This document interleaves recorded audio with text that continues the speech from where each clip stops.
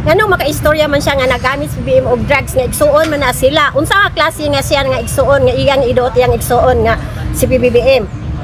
Unsay hinungdan nga iyang iduot, unsay kuan niya nga ultimo iyang igsuon. Unsa nga klase siya nga igsuon? Dili ko oyon ni Amy. Tuwasan ko mubutar niya. Nganong siya may pagkanaogon nga siya ay nakapabulgar sa tanan. Sa tanang presidente siya ra nakahimo ana, nagpabulgar. Himo ra na ni Saldigo kung tinuod nga naa siya ebidensya nganong di man siya moanhi diri og matubang sa Senate. Ipakita niya nga tinuod nga naguan si PBBM og si Martin. Nung dili man siya moanhi diri nagtago man siya.